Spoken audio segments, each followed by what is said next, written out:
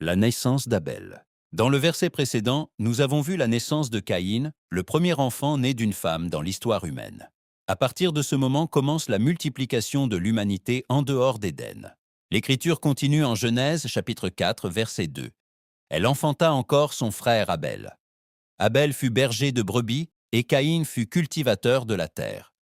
Le nom Abel vient du terme hébreu Hebel, un mot qui signifie souffle, vapeur ou quelque chose de passager.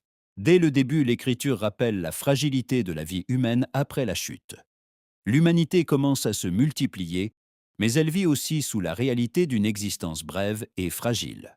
Par ces paroles, la Bible introduit le deuxième fils d'Adam et Ève. Abel apparaît dans l'histoire humaine comme berger de brebis. Son activité révèle une figure qui parcourra plus tard toute l'Écriture, car le berger devient une image profondément liée aux soins, à la direction et à la protection du peuple de Dieu.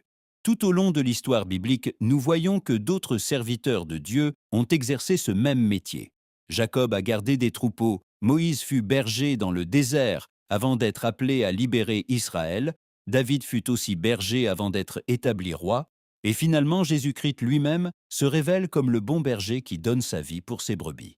Ainsi, dès les premiers chapitres de la Bible, cette figure commence à apparaître et traversera toute l'histoire de la rédemption.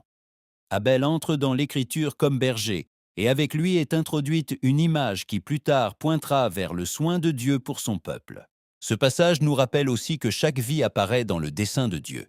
Abel est présenté simplement, mais son histoire montrera comment, dès les premiers pas de l'humanité, la lutte entre la justice et le péché se manifeste dans le cœur humain. L'humanité se multiplie hors d'Éden, mais le gouvernement de Dieu continue de guider l'histoire.